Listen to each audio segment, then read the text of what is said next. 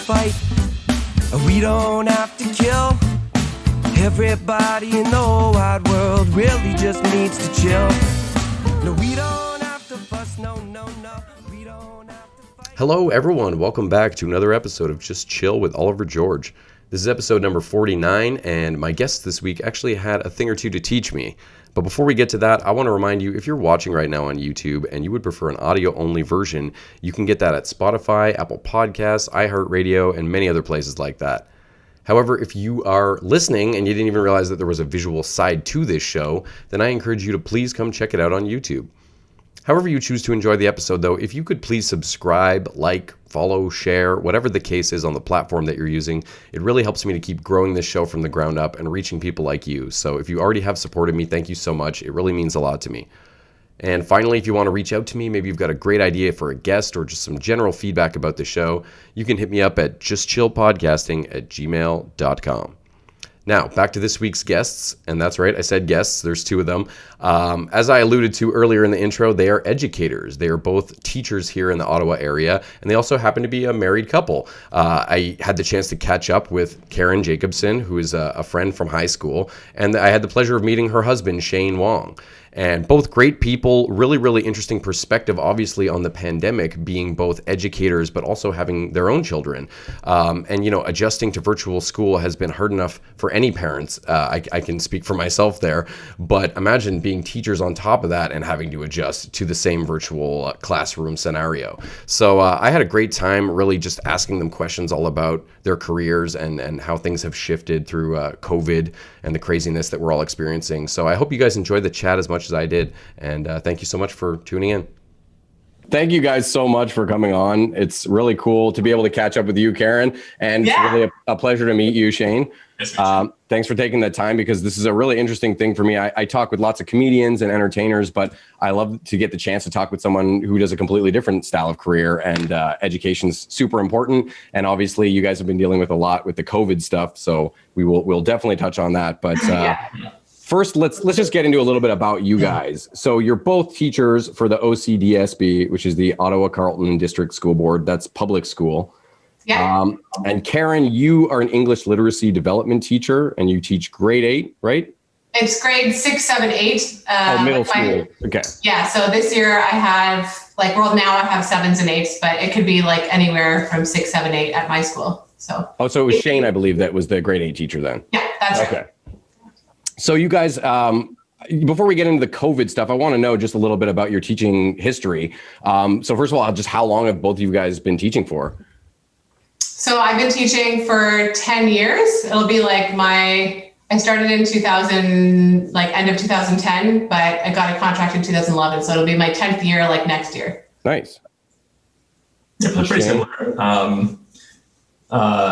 Lots of supply teaching, and then so for her, she got a job doing French, so it was much quicker for her. I did years of supply teaching, and then worked my way up to a contract. But it would be, I think, 12 years. I think. Yeah. Oh wow. Okay, so you guys both been at it for a while. And how did you guys meet? Through teaching, or I was wondering if it was maybe like a romantic PTA meeting. No. It worked out. It's handy that we're both teachers, but we met in university in a philosophy class, actually. Oh, cool. Yeah. So you guys. And then at that time, I don't think either of us fully knew what we were doing, but then fast forward a few years, I was like, I'm going to do psychology, and then I see him, and he's like, I don't know what I'm going to do, and then I see him in psychology classes, and I'm like, what? And then fast forward a few years, after that, I was like, I'm going to be a teacher. And then he was already a teacher, had already finished teacher's college. And then we reconnected after he had actually finished teacher's college. That's so cool. Yeah. Destiny. Yeah. Oh, I made him do, when we were second year university, I made him do that. If we're not married by this age, we'll get married. But I'm pretty sure we got married just before that date. So, it was choice, not force. And if my Facebook research is correct, you guys have been married a decade, I guess, around? It'll be our 10-year anniversary, this August. Oh, congrats. That's awesome. God, I don't even know our anniversary. Sorry. July. The kids in the summer sometime. Born in August. I remember it was warm out. Yeah. Well, congrats on that. That's awesome too. I want to know, before we get into COVID again, as far as teaching, was there a teacher in specific that you remember that had the biggest impact on you, that maybe propelled you into wanting to teach and become an educator yourself? My mom, for me, because my mom was a teacher. Cool. We actually, I never had her, but my brother and sister actually had her as their teacher, kind of like they were in her classroom at some points. But growing up, I thought, well, I wouldn't ever want to do that because she finishes work at this time and then she continues working and then she brings work home, and I was like, I don't want any of that nonsense. So I was in school and thinking like I would do lots of possible other things. And then everything I volunteered to do and enjoyed doing was always teaching and working with kids. So I leaned into it and got into teachers college on the first attempt, which is actually pretty hard to get into.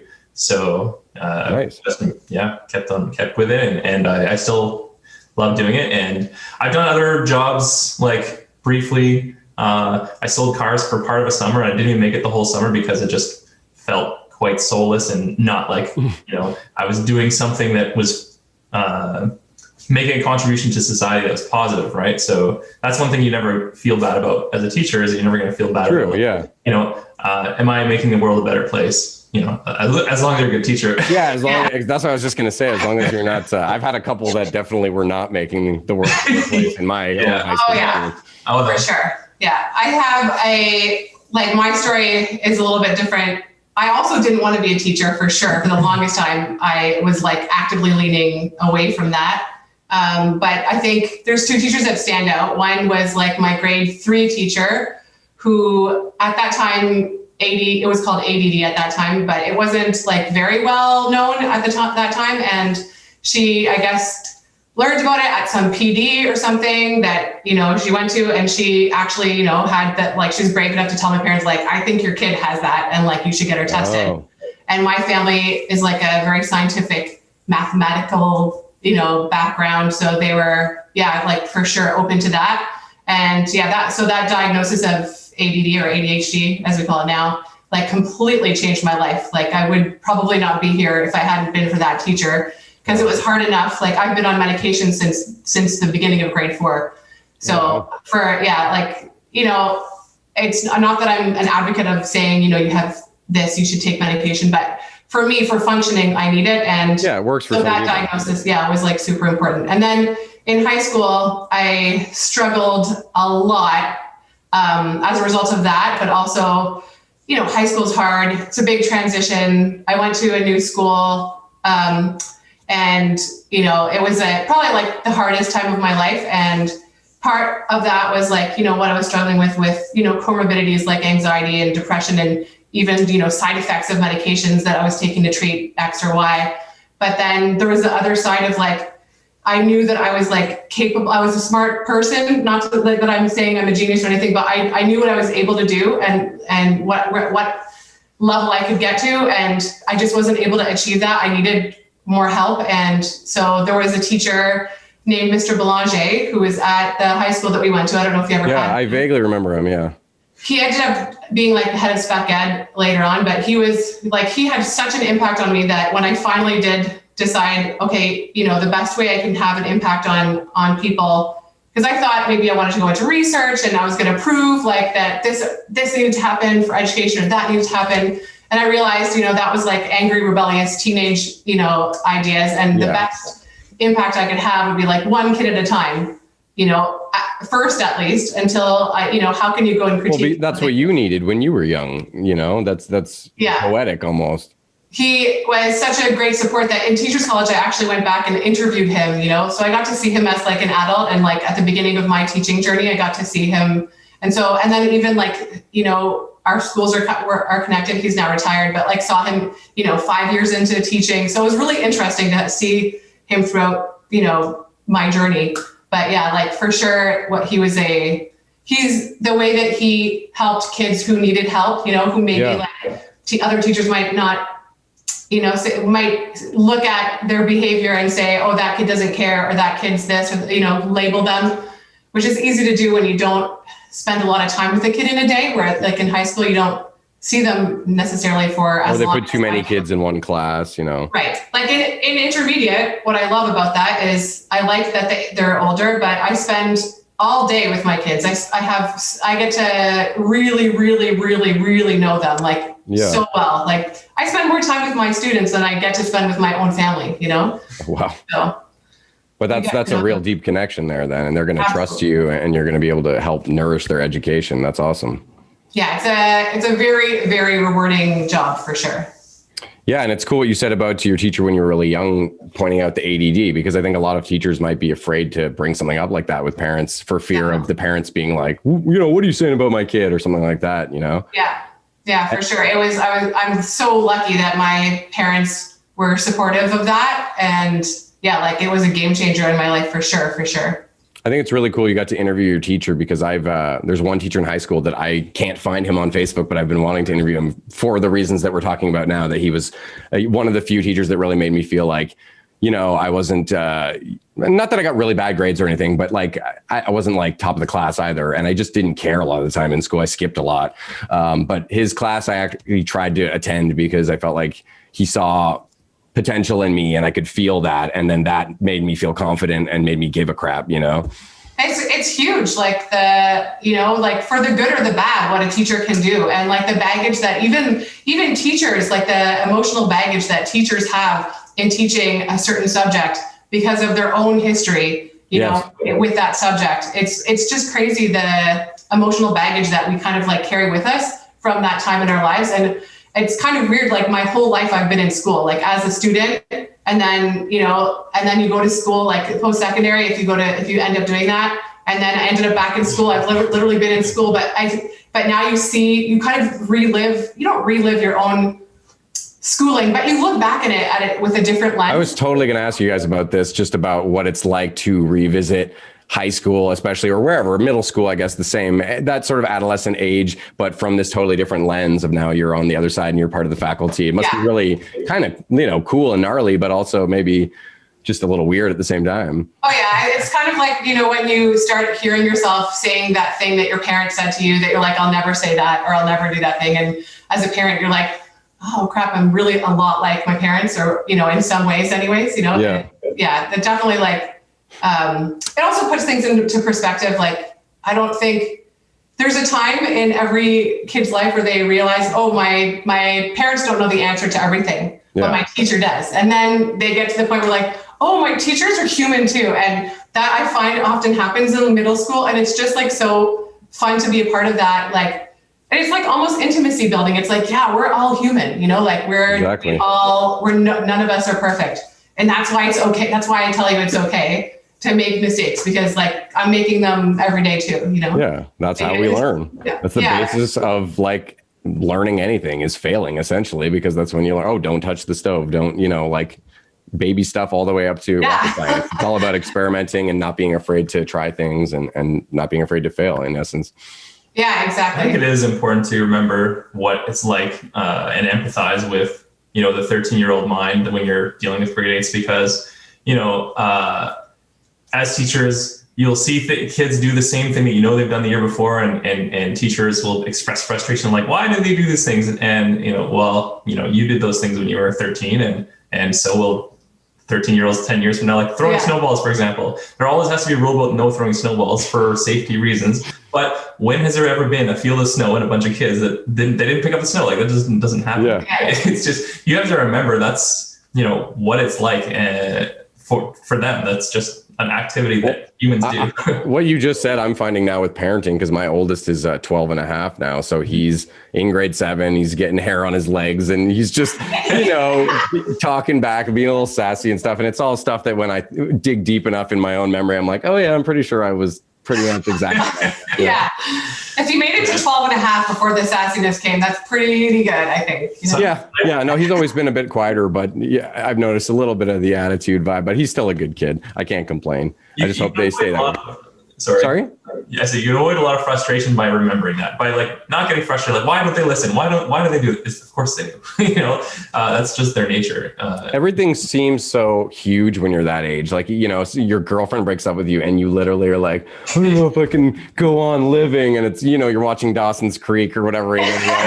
amped up, and now you look back and you're like, oh my God, like I had so much life still. Obviously, I'm not going to marry the girl from grade 7 most of the time, I guess. You cry for 2 weeks over a relationship that lasted like 1 month. Yeah, you saw like one movie together. That was like half the relationship. I thought it was funny what Shane was saying about your mom being a teacher and your brothers, you said maybe had classes with her. Yeah, they had. I've always thought that would be really weird. Oh, yeah. For a lot of kids, even if you've got great parents, school is a place where you kind of get to get away from your parents for a bit and kind of get some distance. So yeah, that's got to be bizarre. I've had like colleagues where their kids have been in school and they don't teach them, but yeah, like it's a delicate kind of like balance that they do, and you watching them like walk, because everybody, all the staff know like, oh, that's like this teacher's kid, right? Yeah. And like seeing them walk down the hall, and like it's cute when they're like good with it, and it's like that's like such a nice thing to say about your parents, that like everyone must think that teacher is cool, that you're like not like looking the other way, and then you're like, hey, in the hall. But I also feel like I wouldn't want to teach, and this has happened to many people, I feel like it'd be hard to teach like your friend's kid too. Like if you're friends with someone and then now your relationship got weird because like now you're you're like their kid's teacher. Maybe their kid's being disruptive in class or something. Yeah, you like have to have that conversation. I'm trying to think I don't think I've ever met a teacher's kid who actually was like very disruptive behavior issue, like most teachers' kids are also just tend to be like kids that if you were teaching them, you wouldn't really have anything bad to say about them anyway. In general, some of them grow up to be set up at different schools. They don't let them come to the school they're teaching. I know nobody's gonna like my kids. I'll send them somewhere else. Yeah, I mean, it feels like it could be a conflict of interest. It's more for the kid, like especially in teen years, where you're just like, even if your mom is the teacher everybody else likes, to you, she's still your dorky mom because you're a teenager. Mm-hmm. That's the phase you're in. Yeah, I'm not taught grade 3, so it wasn't that big a deal, like for that age, right? They can still at that age, it's not as bad. Less of a deal then. Yeah. I wouldn't want to teach my own kid though either. Like I just would want them to have their own, like have their own little journey in that sense, Yeah.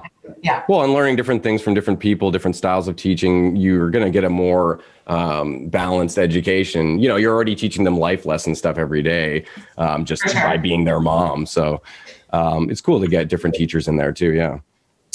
Okay. I want to know regarding COVID and all the craziness that we've been dealing with. Shane, you're doing virtual education now pretty much all the time, or all the time, I guess. 100% of the time, yeah. Whereas Karin, you must have been forced to do it at some points. It's been like, it was, well, my program's weird. So it was an in-person program, but typically like if anyone who stayed home would be taught like by a virtual class, like Shane's class. Yeah. And they could be from any school, right, within the board. But with all the specialized programs, like anybody who came to school, we taught in school, but then we were also responsible for teaching the online students. So for the first, until eventually all of my ELD students decided to come in person, which was really, really important for them. And I'm happy that they did, because it was a big game changer in how we were able to help them.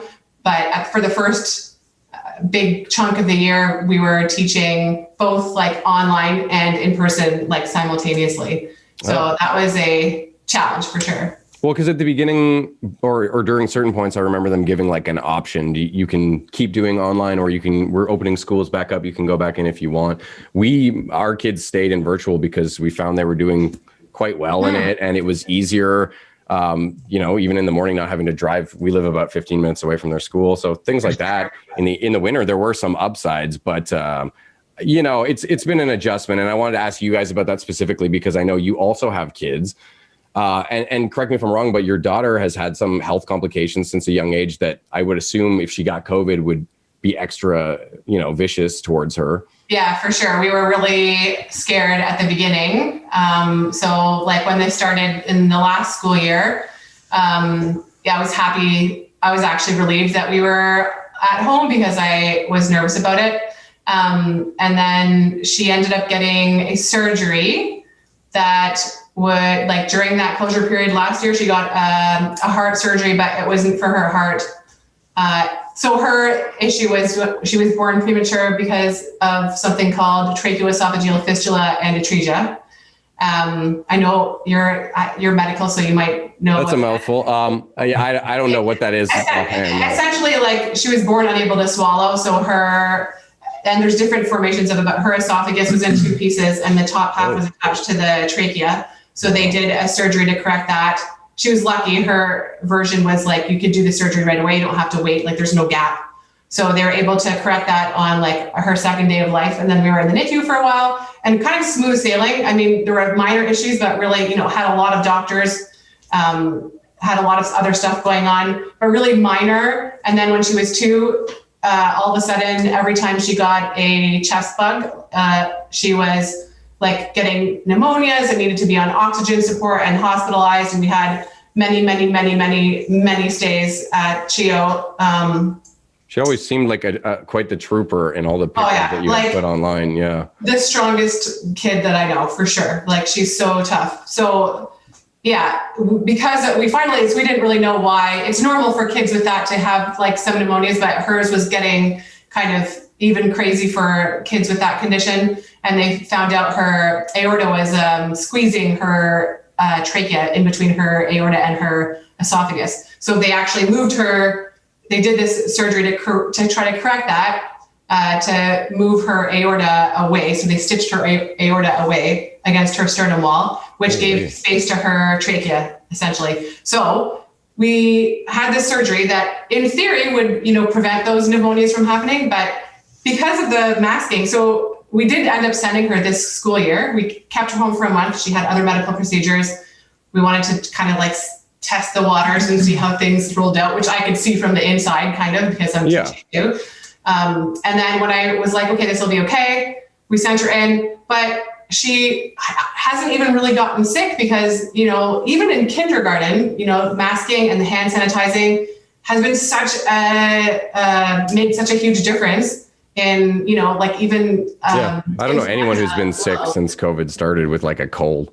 Right. So I don't even know, like I don't have a baseline for what this surgery has done to correct things, but I'm hopeful that maybe that's behind us. I just don't really know. So I guess I'm less nervous now than I was because of the surgery. And because, I do think like a lot of the things that we're doing make a huge difference. And I was like the one mom that was prepared for COVID before COVID, because I was living like I had gloves and hand sanitizer and like masks in my car all the time, like mostly for her. Yeah. And she was the only kid before COVID that like had to use hand sanitizer. And I'm like the kind of person that grew up like everybody needs to eat a little bit of dirt. Like this was not my style at all, That's what Kelly always says, stuff like that. Like everybody needs that. Like but her issue was like every time she gets, like a little bug, if it gets into her lungs, like she's on oxygen support. So I had to like terrifying. Shift my thinking and, based off basically what they always tell you is like, don't touch your face, like that's really it. If you can just not touch your face. Yeah. Fun. So I was already very conscious of my face touching. And if I had this, like, I've been practicing since she was 2 years old, right? Like I'm very conscious, like even at school, because I'm working with like kids, which are, spreaders, right? Yeah. So when she was sick, I was like, all of you guys are gross, like we're all going to learn how to wash our hands, so that was an active thing that I taught in my classroom, like before COVID, right? And I'm very conscious of like, if I've touched something gross, like if I touched a kid's pencil by accident, I'm very conscious of it. And like, there's something that like triggers my brain. It's like, this is dirty. Like, don't touch your face with this until this was in some kid's ear like 5 minutes ago. Yeah. Yeah. Okay. Well, but I mean, on top of that, though, then you guys are dealing with your kids being in virtual school at some points, and you guys teaching in virtual school at the same time. That's got to be quite the circus.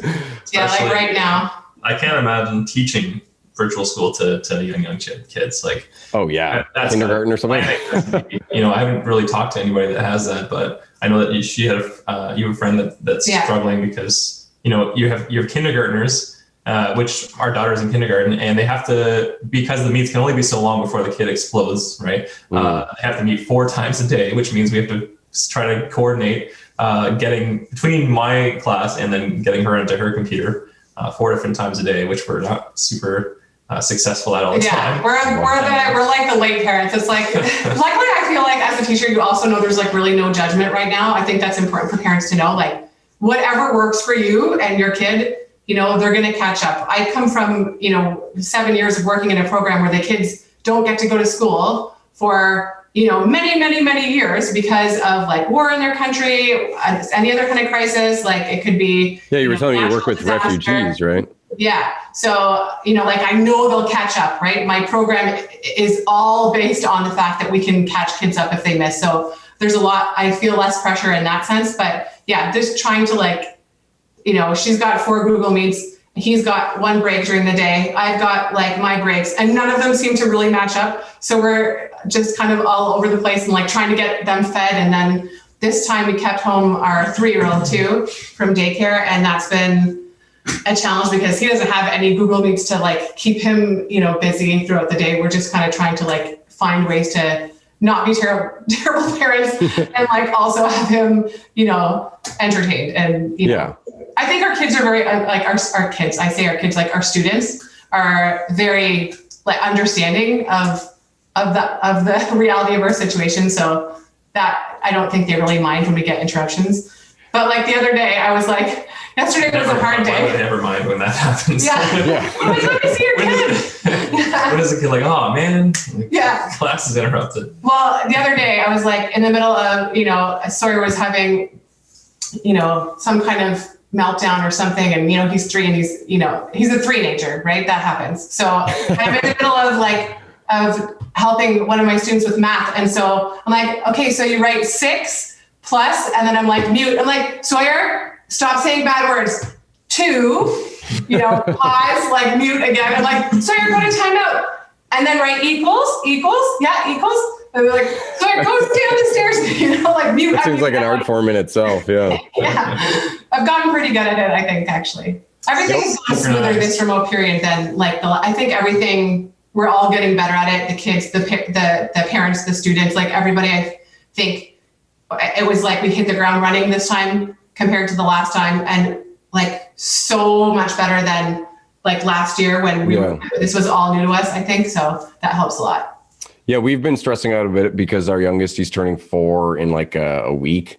So I was debating next year, do we put him in kindergarten or not? And I think we're leaning towards not, just because things have been so uncertain and back and forth so much. And I feel like I can teach him the things and that's not to take credit away from junior kindergarten teachers, but I have the time to put in to do spelling and help him put on his own shoes and tie his laces. And I look forward to it. I'm really thinking it'll be a fun experience. So unless things really turn around over the summer, that's where my head's at right now, but it's a hard choice. Yeah. I think you have to trust your gut and just know that like, no matter what happens, we might all feel like, feelings might change about it, but the kids are going to be okay. They like in the long run. That's not to say, I definitely don't want to emphasize like the mental health issues that are 100% an issue. Like we really have to be conscious of that. Oh yeah. But I mean, in terms of like, a kid not going to kindergarten, it's play-based learning anyways, right? So I feel like it's even in some ways easier if they're a bit younger. I feel really bad for kids who are like missing out on, their grade 12 year or grade 8 year. And those are really like important moments. And I think those kids are feeling, a lot of, it's normal to have to be struggling at that age anyways. So I think with all this added on to it, those are my heart goes out to like my students who are in grade 8 are every day, like they can't read all that well. So they're sending me like, they're like, Miss, I think the schools are opening. And I'm like, this is from like New Jersey. Like this is a New Jersey article from and I think it's from last year. Like, I had written that down here because I was wondering about kids, graduating high school and missing out on things like prom. And of course it's not the be all and end all, but these are rites of passage that are kind of a one-time opportunity. You can't do it when you're in your 20s. It'll be weird to go to prom when you're 25. I never went to my prom, but it just even a graduation ceremony, I feel like a lot of them are probably feeling like, hey, I got gypped.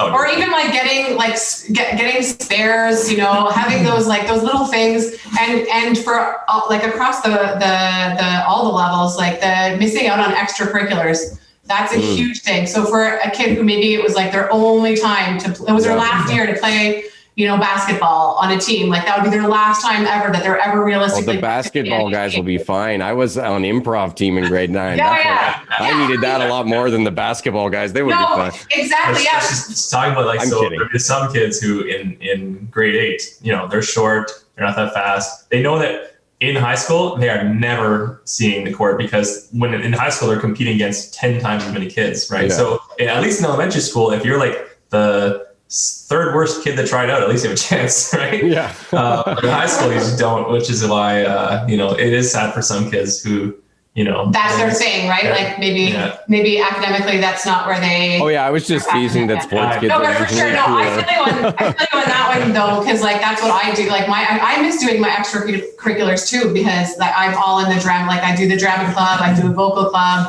I do like the talent show. I always put on the school play, and improv is a big part of all that, and like that is super important for a lot of kids. Like I like to be like, oh, you don't have an extracurricular and like we get along, come like at the worst case scenario, come hang out with me. You know what I mean? Like, and get kids involved. It's like, it's like a really important part and it's a lot of extra work, but every year I'm like, it's worth it because definitely I get so much out of it and they get so much out of it that, it's, and working with ELD, you don't see as many students. So this is a way that I get to connect with like the greater school community through those extracurriculars. And yeah, definitely. I mean, how can I do a vocal club when not every kid has a device and, we're, virtually, I don't really know. I've tried to like figure it out. There's a way I can be creative about it, but in our school, it's just not a reality that I just have to wait until this all blows over. Well, yeah, hopefully it's sooner rather than later. We tried to run art club and Minecraft club in the virtual school, and it just was like kids weren't coming, and I can understand like it's pretty difficult to really jump in and enjoy something with like because a lot of the kids are coming from all different places, right? Mm-hmm. So they may only know like 1 or 2 people, sometimes 0. Like some of them, some of my students are from like the whole other side of the city from the rest of the kids. There's like this chance they would know any of them. Yeah. Because when they were organizing the schools at the beginning of the year, they were just flying by the seat of their pants. My principal said, honestly, he's like, you know what, guys, like, you know what I know right now? I know until the end of the day. He's like, it's tomorrow, I don't even know what's going to happen. And I had students in my French immersion classes that were in regular stream. Like they had never, been in a French class before, and they were just sitting there in this class, their French teacher speaking fluent French to them, and they didn't say anything. But like, and they were there for weeks, but just because like the organization was so fast at the beginning. So and nobody knows like how to organize things in a pandemic. Like when nobody's like, you know what, let's just have this on our plan B. You don't plan for a I guess some people plan for a pandemic, but schools weren't among those. But one thing that's crazy about his situation is that, like he was saying, like he could be, grocery shopping, and because not all the kids turn on their video, and we obviously are not going to force them to do that. It's, there could be any number of reasons why they might not want to share their screen or show their video. Yeah. But, like he could be with like kids that he's taught all year long and not know that they're there, like wouldn't even. Well, that's what I was going to say. How do you know a kid's not just like down making a bagel in the kitchen or something? I guess you can call out to him, but some of them are playing video games. I know. Yeah. Oh yeah, for sure. And it's definitely a trust thing, right? Yeah. But it's also, realizing that if they're in class, they're not going to be able to pay attention 100% of the time anyway. Yeah, that's true. Yeah. So you could chase yourself in circles, accountability wise, like, okay, I'm going to give you a quiz now. Don't look up the answers. It's like, well, you and they're remarkably honest. My students, I'm pretty lucky. But well, probably part of that is just a lot of them have fear about what's going on, and it's not the time to be a slacker when the world's falling apart. That's probably how it feels. If I was a kid that age, at least, I think I would. I do try to be a realist even in normal times about like, what is the importance of your marks? It's like, well, most, like, for example, a test. Most tests that you're going to take in a school are only a measure of how you would do on a future test of a similar style. Mm-hmm. And that's it. Like, they're not going to measure your future success. They're not like a perfect measure of your mathematical brain disability. They don't improve. So I try to make sure that the emphasis is like, okay, what did you get out of it? And that way, go ahead and get you can cheat and get a higher mark. Well, nobody's gotten anything out of that. Descriptive feedback is the most research shows it's descriptive feedback that has the best, chance of like moving students forward in their learning. So that for me, what is why you have to prioritize the relationship. Like the relationship has to be first. If you have the relationship, then the feedback is more meaningful. They care, they want the feedback. And when you give them feedback, they'll take it, right? Yeah. So, I have students who, I have a student who didn't want to, I have kind of seen the pattern, so didn't really want to engage in the online thing, definitely prefers the in-person, and then kept kind of reaching out to try and get him, but with not in a pressure way. And then when he finally joined, I was like, was it because, were you sick? Is everything okay? Or were you just, just didn't really want to go? And he's like, I didn't really want to go. I'm like, okay, I get it. Don't worry. You know what? I'll help you get caught up. And now he's coming all the time. And I also had a kid today where I used to teach his brother. So I knew his brother. And I also I'm friends with his brother's teacher, right? So it's this weird connection. My kids have a lot of other kids in their houses. There's a lot of siblings. So, and at any time there's 5 or 6 or 7 or 8 kids, around, and many of them are in their own remote learning, classrooms. So I hear the other kid go, yeah, and then bing, bing, bing, bing sound. And I'm and I say the kid's name. I'm like, hey, are you playing video games? Tell your brother I'm going to text his teacher. She's my friend. I'll say you need to go on, but you play around with it, be playful about it. And it has to, in the grand scheme of things, mental health has to be first right now, Well, that's when you guys are talking about how, it was kind of day by day, which of course made sense at the beginning of the pandemic, especially. One thing I noticed when they came and started doing virtual home at school, my kids, that is that they had no kind of physical activity anymore because gym was just not a priority at that point because they were just scrambling to make the whole virtual school thing work at all. So we started getting them to do workouts with us, and we were pretty vigilant about that at the beginning. And it seems like they've remedied that now. I've seen them making the kids do jumping jacks on camera and stuff. But that must have been you must have noticed a mood change in kids not getting that kind of physical activity. Because I know what a difference it makes in my life if I work out or if I don't get that exercise, I wish I could sense mood changes, Oh no. The kids aren't on their camera. Yeah, that's true. Yeah. The ones that are having a rotten day, they're in their pajamas. It's we have to really pull it out. And sometimes you'll even reach out to them and you just get the response you would expect. How's things? Fine.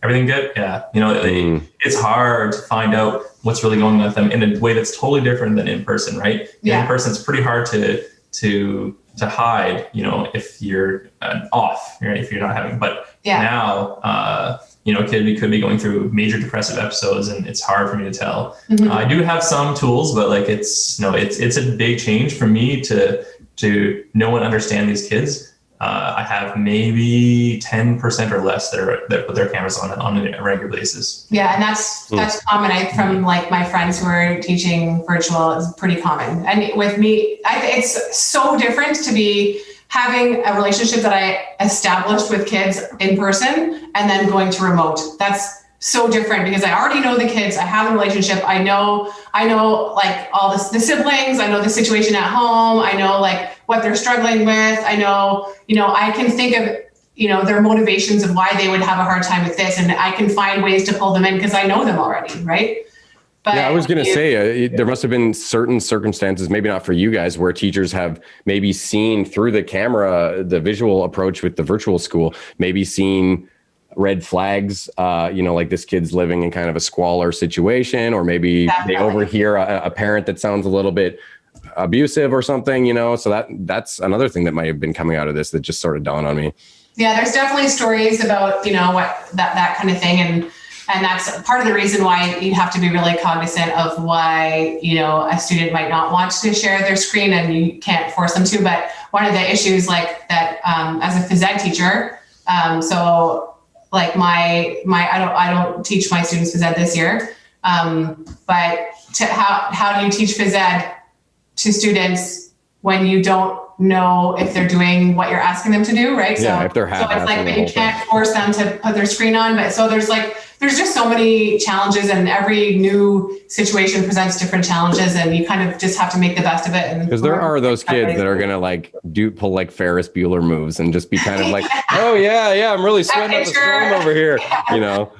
A picture cut out over like a stuffed animal, or like a video loop of them like lifting weights or whatever. Or something. Oh, yeah, like speed.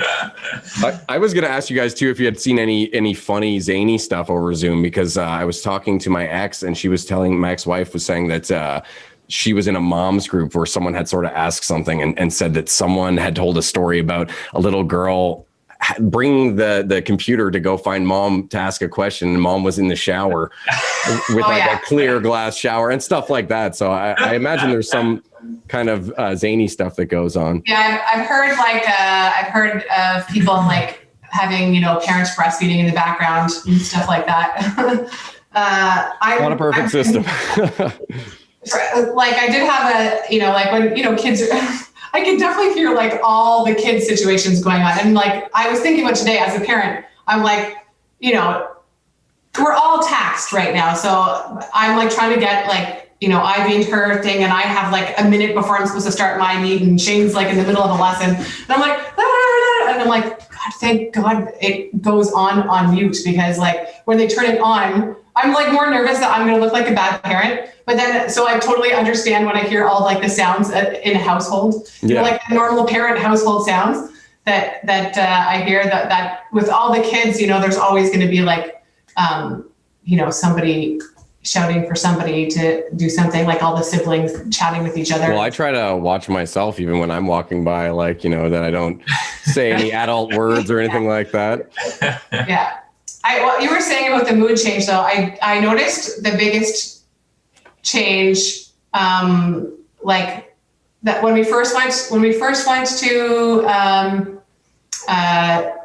the remote, like last year, I noticed a huge change because, well, first of all, my kids didn't have devices, so we had to get devices to them. And then once they had devices, they didn't have the technological literacy necessarily to know how to, just getting them to click like on a link when they didn't know the word link and they didn't know the word click, what was really, really, really hard, because I had to have them click on the meet, so then I could, once they could see my face, then I would be using like my guide them a little more. Yeah. So now you're going to move the little arrow to the thing. It's a circle. Yeah. It's circle. It's red. It's underneath the other blue. It's a square, like just trying to get them to know where to click on things. But then just the lack of engagement, because, I had kids and we were super tight, and that was their last year. And then all of a sudden I'm not seeing them a lot. And that was like, definitely like, I could tell the mood was, I could tell that they were not okay, and it was hard.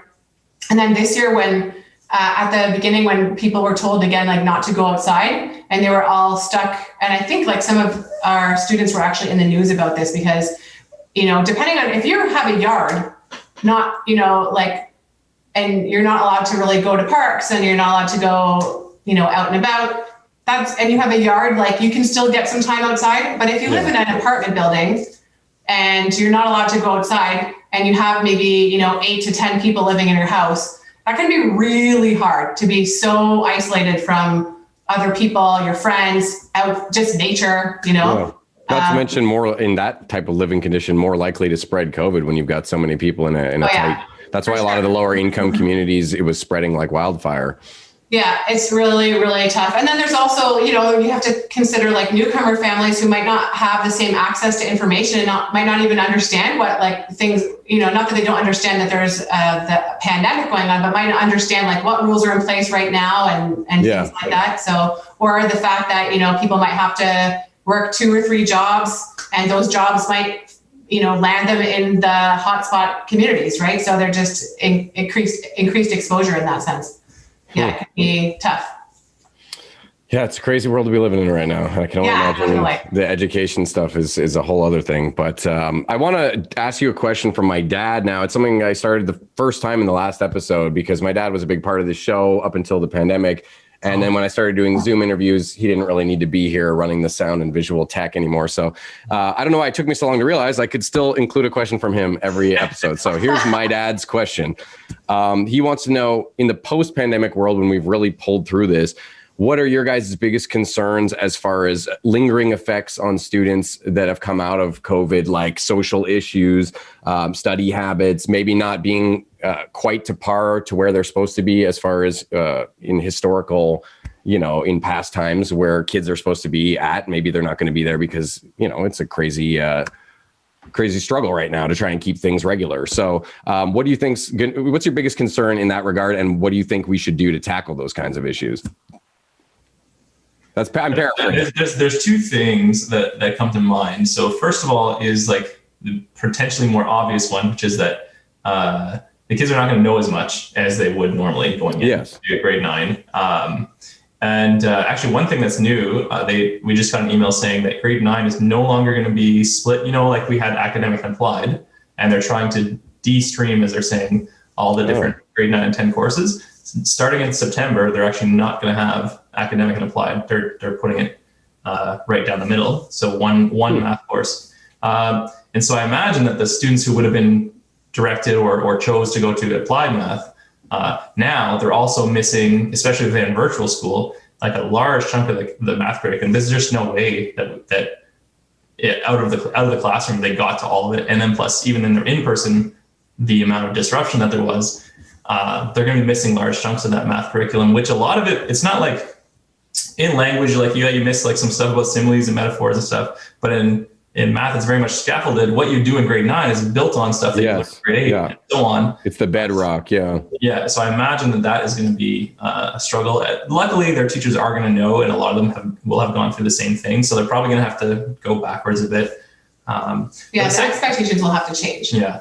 The second thing for me is the mental health, though. Yeah. The students, so some interesting phenomenon have happened. I've heard that the suicide rate actually has gone down through the pandemic, which is a strange effect that they've attributed to maybe to people. Is this in teens specifically? Not actually. I think it's not. I think it's globally, but I think they attribute it to, and this is a guess, but not my guess. This is the researchers' guess, is my understanding, that it's because introverts are less required to go outside and expand, take all the energy that it needs to be among people and pretending to be something that they're not at the time.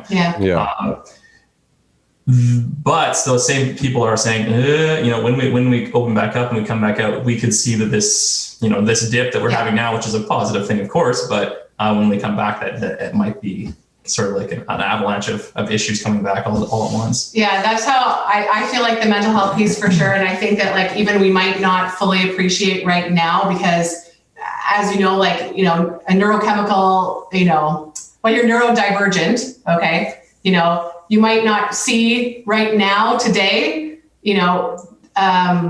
what you've done today, so let's say we're experiencing this right now. It's impacting, our neurochemical levels. Like it might be 3 months or 6 months from now that we're really seeing that. So I think, and also, I also feel like even as adults, like I know we don't really have any other choice but to, just kind of like, I don't want to say autopilot, but like, if I'm having a really hard day, what other choice do I have but to just like, okay, well, we got to do this. And like, you find your energy somewhere, and I feel like there's that kind of feeling for everybody. And I do think that maybe we don't see, like, we're not at the peak of that now. I think it's going to be after the pandemic that we're going to continue to see these mental health issues. I think that they're going to be prevalent for years, afterwards, I think. Yeah, I think there's going to be lasting ramifications for sure. But I mean, maybe one of the lasting ramifications has to be, for me, I work with kids who come from traumatic situations. Like I'll spare you the details of some of the stories that they have because like they're literally, the worst things that I've ever heard that children have had to go through. War-torn countries. Like heartbreaking. So I always and teachers are always considering mental health. That's a part of our job. It's always been a part of our job, right? Mental health and safety have always been first, right?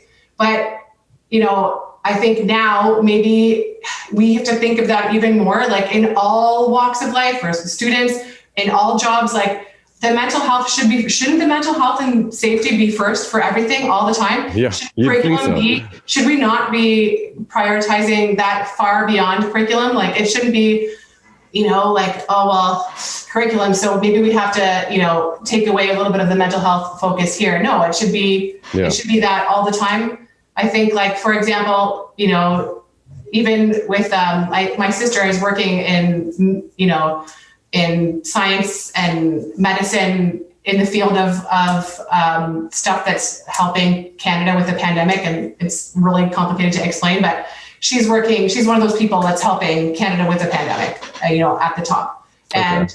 And like the stress that they are under and just the fact that they don't get vacation, like that vacation is not easy for every profession and every job that exists doesn't make sense to me. I think like, time with family, I was hoping maybe we would be like, let's do a 4-day work week for people, like maybe we'll learn. There's other countries that do that pre-pandemic. I think it's Italy or something. They've got really short work days and production is still high because people are happy and they feel appreciated by the employers and stuff.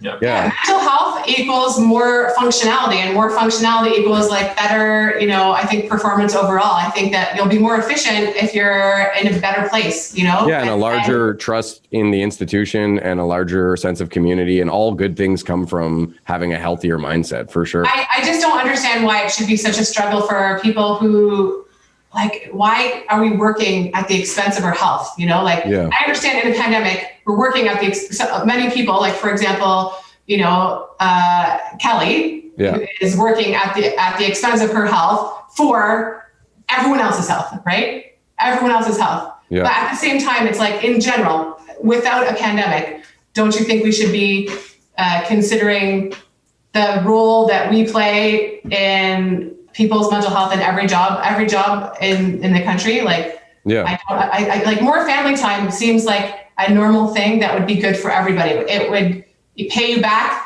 in healthcare and, mental health care and childcare.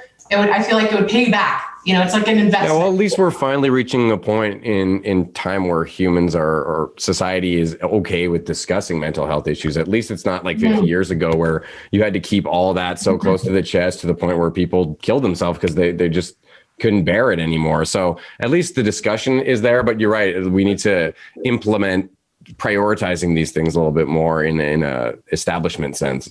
Yeah, I remember an interview. I think it was either Colbert Report or Daily Show, and I think it was I think it was a former first lady, and I think it was Carter, and okay. She had been in charge of a mental health nonprofit for decades, right? And the question was like, how much progress we made towards like the getting rid of the stigma with mental health. And I think this was like 10 years ago. And she said, 0, none. Like, we haven't made any progress. And I think that may have been true then, right? Like, it was really hard for a NFL player to say, I'm depressed, or like for a celebrity to say, like, I'm missing time on this movie. It's a sign of weakness always. So I think that, we actually have finally made some legitimate progress where we're seeing, like Daniel Alfredson can say, like, I had depression and that's not like saying that I'm a weak person, right? We are finally getting somewhere on that, where we didn't for a long, long, long time. It's just good. And it's so important. It's so important for stereotypically tough people to be okay with it, like hockey players and people like that, Yeah, like it breaks that stigma, Yeah, changing the narrative on what it means to be tough and what it means to be strong and what real strength is. But actually, even it's taken a long time, but even the health curriculum now is, I think, far better at looking at the realities of mental health. And I think, assuming that we do a good job teaching it, that'll make a difference, hopefully, going forward as well with the younger generation coming up. Yeah, we definitely notice differences with the students now. Because we can remember calling something gay as an insult just automatically, and that never occurred to us. It is luckily very different for students now. Bullying is definitely down, and the attitude of I'll make fun of you for being different than me in such and such a way. It's not gone. It's definitely not gone. No. Now that there's at least a default attitude where they'll recognize that their peers will not look up to that. Whereas it used to be just always coming from the teachers down, saying like, don't think that way. Yeah. But now it's a cultural thing, which is what you want. You want it to be inbred into them that you don't always assume that somebody's a he or a she, or you don't always, make sense. Well, I like to think that starts with our generation too, that the parents that are active right now are imparting some better values on their kids than what, not to say our parents specifically were bad, but that generation definitely had. And of course, previous generations, it just multiplies in intensity and horrible racist stuff and sexism and homophobia and all that. So yeah, let's just let people be people and help everyone to be happy. As long as you're not hurting anyone, everyone can help make the world a better place. But absolutely, I think popular media has a lot to do with it, right? Like you think of, the show sitcoms that we watched growing up, they would have like a joke in every show would have like, oh, this woman turned out to be a man, and that's horrifying, Yeah. When you stuff has not aged well. Yeah, exactly. And you rewatch it, but like you were, I guess, like if you're lucky, you weren't offended by that because you didn't even, you didn't have to be, you weren't walking a life where you were struggling like that every day, even when we were kids. But yeah, when you look back at some of the things that maybe you wouldn't even have noticed how many, insults there were, in certain areas, like it's crazy, like even things like friends and, which I remembered being fairly benign. There's a lot of things where you're like, whoa, like I can't believe they said that. It seems like there's a lot less movie. Like I remember when we were in high school, and I think this was a couple of decades before, there was a lot of movies like American Pie style. And I'm not saying that's a bad film, but the broy, like the broy kind of jock humor, really lowbrow. I guess there's a time and place for it, but we seem to be moving away from that style of humor in a lot of popular culture now, which is. I actually can't. That movie is like I watched it one time and I was like, I can never watch this again. Like it just makes me I have too much empathy and there's too much like embarrassment and bad stuff that happens. And I'm like, I just can't even like watch. Yeah, maybe that wasn't the best example because from what I remember thinking that was kind of a funny film. But I'm sure it was. But like my empathy of like the embarrassment of like the pie scene is like too much. Like I literally like I would if I watched that I would actually have to fast forward that because I'd be like no this is too much. Immersion is very real for her. Like when she plays video games, if her character like jumps off a cliff, she actually like I get the tickling feeling like I'm jumping. She really feels the character. That's empathy, yeah. I don't know. That's like some weird video game. Like deficiency that I have, like my heart rate goes up like I'm actually being chased by people if people are chasing me in the game. I'm kind of similar though. The older I get, the more things affect me. Like I used to love watching like horror movies, and I'm not saying I never would now, but I think it would mess me up a lot more because I don't know. I just I don't know. Visualize it more or something. I don't know. I look back at some of the stuff that I watched. I'm like, how did I watch that? Like when I was 13 years old, like it's because you're invincible when you're that age, like you're just like, man, nothing scares me. I'm so far from death. I will say one thing that creeps me out the most in horror movies is like when children are evil, because of our profession, like if a child is like evil, like The Grudge. The Grudge is the one where she like crawls on the floor of the kid, right? I don't know. Or is that The Ring? Yeah, I think she was young. She was like a teen girl or something. Yeah. That I was like, nope, I can't watch that. Yeah, she was kind of like The Ring sort of vibe. It was I remember those movies came out around the same time and thinking that their ghosty characters were kind of the same. Yeah, evil children, can't do it. Yeah, Children of the Corn, I think, was the one from the 70s or the 80s, which was a bunch of evil children. Yeah, that's right. Yeah. Let me see. Oh, this is more of a joke, but I guess there's no detention now.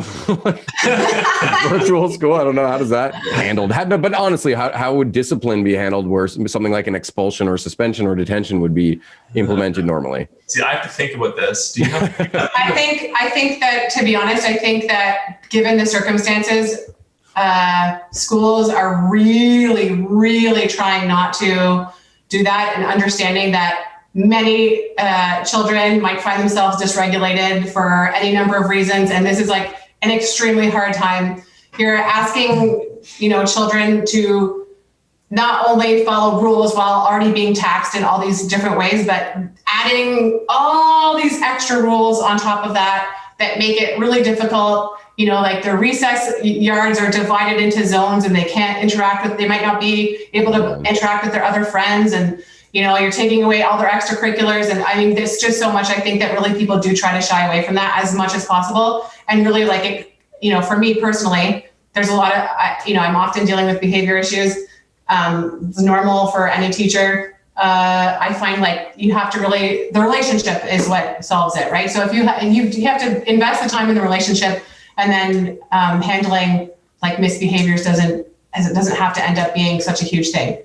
Well, I was almost going to ask if that's even a thing pre-pandemic, or are they moving away from stuff like detention in general? No, I was going to say we don't really have detention. It seems like a pointless. Moving away from punishment, right? So punishment is like you give a strictly negative consequence of no relation necessarily to what happened. Yeah. Right. Yeah. It's just, we're going to make you suffer for a educational purpose, and we are moving away from that. I'm very lucky in my class. Like my students have never needed any kind of intervention. Well, you project a calm vibe. I think that's part of it. You seem very steadfast, kind of, calm. He's a coach too. Like he's a coach that doesn't yell like almost ever. And then so like maybe once every, I don't know, how many games would you say you'd go before you'd actually yell? Like once every like 10 games. Like, I've seen him yell like a handful of times in my entire life. See, I'm very excitable, but you seem cool as a cucumber. Like you would be in a pressure situation, you would just keep it, I had to learn actually to force myself to get a higher energy. I try to, of course, keep it positive and yell encouragement, but at first things that were, said to evaluators or said from evaluators, like, can't hear you, you're talking to the players on the court and trying to give them, instructions. They have inspirational. Yeah. It's like, we're doing great. Yeah. But I was trying to think, like, if I actually had to, let's say like some kid came and like swearing in the meet or something, because most of this, a lot of the behaviors that would exist, just aren't, right? Like kids, throwing stuff at their classmates, like that doesn't exist, right? True, yeah. But they could definitely irritate and disrupt if they wanted to. And if that happened, I think it would just be conversations first, finding out like what is going on. Is this, is there a reason for why that's happening? And then it would probably just have to be contact with home, which is normally something I try to avoid in person, because for my age, my students are grade 8, like they are learning to regulate their behavior. I really try to, deal with them first. Me too. But, when you can't actually, like if the kid can just walk away from the computer at any time, you do have to have accountability, it would probably have to be contacting parents and saying, okay, this is what's happening. And so I'm lucky I've had to do that. You do have, so technology has come a long way. So our platform is not Zoom, it's like Google Meet. And it's really impressive how quickly they have rolled out all these changes in response to like feedback from teachers who are using them and school boards. And so there's a lot of things that you can do. Like, for example, if you're having students who are constantly typing things in the chat that are maybe inappropriate, like you can block them from being able to write, type in the chat. So there's like things that are built in now, features, I guess you could say. It's too bad you can't do the old, when you catch someone passing the note and now you make them come out to the front of the class and read it in front of everybody. That was like the classic elementary school thing. Well, one funny thing that I hear myself saying is that we have now these things called breakout rooms. So I can, Yes, my daughter talks about these. Yeah. Right. And it's great. It's so good for teaching, because you can have them in small groups. You can get them more, involved in chatting with each other in a smaller group scenario, and you can do different types of, activities. But then there's a main room. So you can, one way you can handle it is like you put them in their different breakout rooms, and you go from room to room to room, or sometimes they might stay in the main room and they can come back. Or if they join late, I'll be like, okay, I'll put you in this room. But I keep finding myself saying, okay, so go to your room, like, go to your room and I'll come like join you, you know, like in whatever. But I keep saying, go to your room. And I'm like, this sounds weird. It just feels weird telling my students to go to their room. Yeah. That actually does bring up something that's been a major loss, is I can't really have a one-on-one conversation with kids. And that is a huge loss. Yeah. Because there's no way, like, so we're not allowed to record anything. They decided, and then once they figured out all the policies, said, okay, no recording at all. Because at first we were encouraged to record, which made sense to me. But now I'm sure all the breastfeeding moms are thankful. Yeah, exactly. Because of stuff like that. Privacy laws, as far as I understand, is the number one reason. Yeah. None at all. So which makes one-to-one meetings, if you really wanted to have them, an extreme, hassle, like way more work than it would be worth. So in person, it would be, I would have lots of mini conferencing on 30 seconds on what's going on here and get you. Yeah, like you guys are working over there, you come talk with me at the desk, right? Yeah. I can't really do that because everybody's kind of hearing everyone's stuff all the time. Which is another reason why it's that much harder to find out what's really going on with kid, right? Because I have to strategically pick a kid if I need to talk to somebody, I have to strategically pick a kid to bring in with them so that they're the most likely to still be open, right?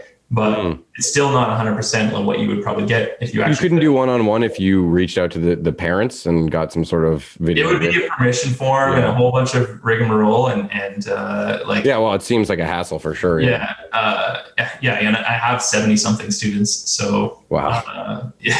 God bless you guys. Yeah. So no, just like with the amount of time I have and with not even necessarily knowing like who I'm going to need to talk to, or if they need that, or like if there is a need there. But yeah, the strategic grouping is like a huge thing, right? To be able to make it functional, like you really have to have strategic grouping. Because if you were to lead, I would say one of the biggest differences and why it works so much better now is that with you, when you have these breakout rooms, like before, just having everybody in the same room, not everybody's comfortable, sharing their math work, sharing their screen. So you can have them share their screen so you can help them with what they're doing, right? So, but not everybody's comfortable, showing that vulnerability in front of everyone. Some people are like, fine with it, no problem. And most of my kids, I would say, are pretty comfortable, but if you're really struggling with something, you might, be self-conscious. Yeah, exactly. So, and also like you would be distracting every other kid, right? So they would just be like, okay, well, can I just leave? And then I'll come back when I'm done, but then you might not get them back. Whereas now you can be like, no, stay on. And you guys can work together and help each other out, and have them in these breakout rooms, and you can strategically place them where you like you said, where you think it's going to be allowing them to be like. Part of what my thinking is to how can I make this like socially good for them too? Like you want it to be good social time where they might actually talk and have a connection with another kid, or more kids than that. So it's not even just strategic for like, oh, your math levels are similar. It's more like, how are they going to have a good day today? Well, the social thing is so huge, especially you guys being middle school. Like that's when you meet a lot of your friends that end up being your friends throughout your teenage years and really your anchors for support and stuff. And then I was thinking even more so when you get into high school, those people at certain age, I don't know what the age, maybe 15, 16, whatever, where you might start, like dating, we'll call it dating, but, amateur stuff. But like, still, it's important to have those milestones of like, oh, your first kiss, or like, I just wonder if those people that fall into that certain year, that they might have more issues at a later time in the future that they didn't get to sort of follow the natural path of romance. I didn't change it for everyone. I mean, even just like shaking someone's hand, I've heard people say like, it'll be weird to do that after. I honestly have no idea how any of us are going to be social. I feel like we're all going to be a little bit socially awkward. We're like, oh, I can't wait to go dancing. I cannot wait to go dancing. Researchers are going to be very excited probably because they'll have a natural experiment. They'll be able to see this region got their lockdown lifted here. And so we can, exactly measure like how much impact it had. Right. So true. Natural experiment for them. But yeah, I imagine it'll have effects. Sociologists are going to have a field day. Yeah. My daughter, actually, the other day, we took them to the dentist for the first time since the pandemic because, it just felt weird for the longest time to go take your mask off and open your mouth for someone. Exactly. She said just that. She was like, the whole way there, like, I feel weird. I feel like I'm going to be naked without my mask. You're actually going to like touch my spit? Yeah. Well, I got my teeth done the week before and I did find it weird too. I was like, God, I hope this woman is like vigilant with her changing gloves and all that kind of stuff. But and did it look like a Dexter set? Like mine, when we went, it was like a Dexter set, right? Like everything was like plastic. Yeah, they had everywhere. Yeah, extra stuff up. Yeah. Yeah. But hey, I'm glad I got it done. You can't wait too long with this stuff like your teeth. You can't mess around. So.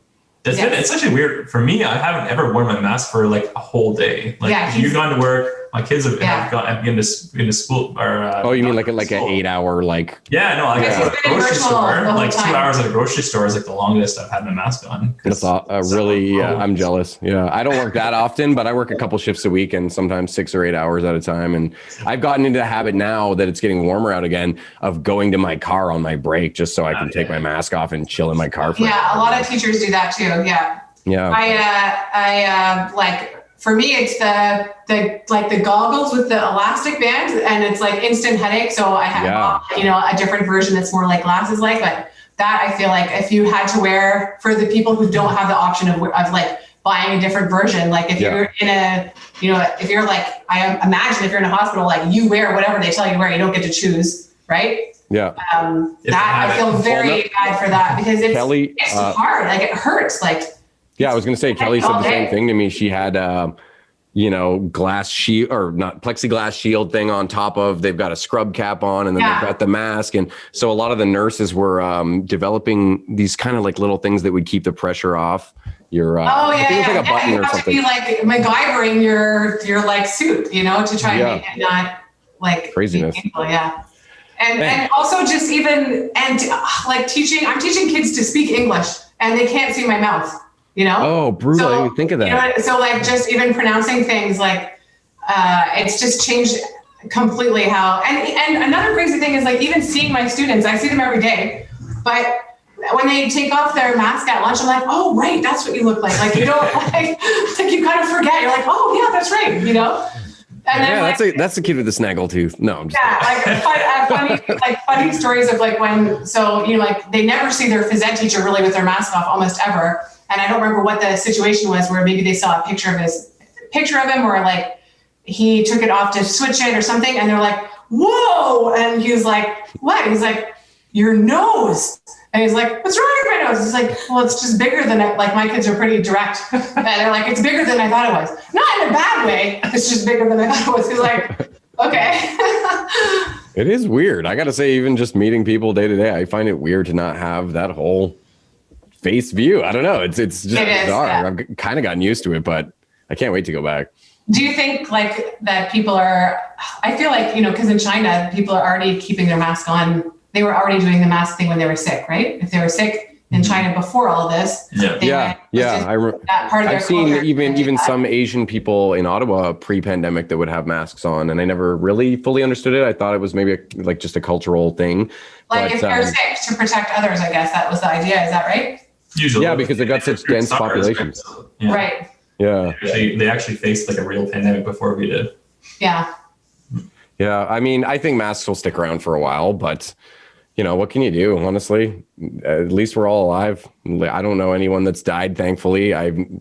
Kelly obviously comes home crying from work sometimes with intense stories of, just working her ass off all day. And the kids being out of school and doing the virtual thing, as you guys know, it's crazy, but I try to count my blessings with all this craziness, Oh my gosh, so lucky. We actually moved right before before the first closure last year. And before that, we were in a townhouse, didn't have much yard at all. And, the kids were getting older and we happened to move out kind of we're not that far, but we're out in the country. So we have a nice backyard. We were grandfathered into chickening. So we have chickens in our backyard. Oh, cool. So we're so lucky that, for our kids, they're 2 years apart. They play together. They're best friends now, and they, so I feel like we're so fortunate that even just to be so lucky to have a yard and have like chickens for my kids to be interacting with, you know, it's definitely so different than what my students are experiencing. And if society completely collapses, you guys can live off the grid successfully. I know, for sure, yeah. Eating some eggs and yeah. I take my students on field trips with my phone to like go check for eggs that, you know, like. Oh, cool. Yeah. Okay, well, I mean, I think I've asked you guys most of the education stuff I wanted to hit up. So I'm going to ask you the question I've been asking everybody at the end of this season, which is if you could have dinner with anyone dead or alive that you've never met before, who would it be and why? Oh, man. Or dead. Okay. Yeah, it could be someone from any point in history or someone who's still alive right now. There's a guy I have a couple of man crushes right now. One of them is definitely Chris Hadfield.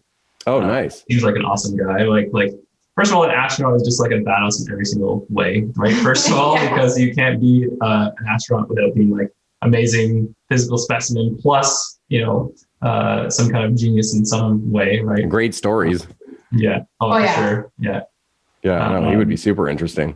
Yeah, for sure. And George St. Pierre, who, you know, he is a UFC fighter, but also like you listen to him talk, and he's very, very intelligent. Yeah, I saw him on Joe Rogan once. Yeah, he's a pretty cool dude. Although Joe Rogan, not so intelligent. Yeah, GSP's in the MCU too. He's Batroc the Leaper. Yeah, that's right. So Yeah, we just like watching him on. Oh, do you know? I just learned that the woman who directed all 6 episodes of the Falcon and the Winter Soldier, she's from Ottawa. So I'm gonna try. Yeah, I'm gonna try and get her on the show. I don't know if I'll have any luck, but I thought it was really cool. My problem with that show is that every time I try to say the name of it, I start saying Captain, and then I could just never say that because it doesn't have Captain in the show, right? There's no Captain in the name, so I can never say the name of it. But yeah, because when he was, you know, we saw the evolution of him as like trying to be the best, and even at the end of his career, you know, he had one more fight after he had retired, saying, "I want to, you know, be the best ever." And even since then, he's come around to say, like, you know, what I realized is that that I'm always not, you know, there's never going to be one final athlete that ends everything, because there's always, you know, better nutrition and better training, and you're constantly getting better. Medical breakthroughs and So he's come to a realization, and just the way he's very, very articulate with the way he puts it. Even though English is a second language, he is able to explain like very intelligently that. He understands that he will never, he's not going to be the be all end all. And in fact, we saw Kamaru Usman. I don't know if you know follow UFC, but he not heavily. I know who GSP is for sure. But. Yeah. So anyway, I do. She's always said that he's my man crush for sure. Yeah. Right on. For me, I think it would be either my grandmother. This is probably like not as like. No, it's got to be someone you've never met.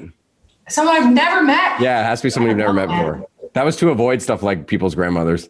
I made that specification early on. Yeah. Someone I've never met. I don't know, who would it be? Like you would know. I'm the worst at answering questions like this. Like, no, I knew you were going to say that. I'm watching The Politician right now. It's such a good show, and I never heard of that.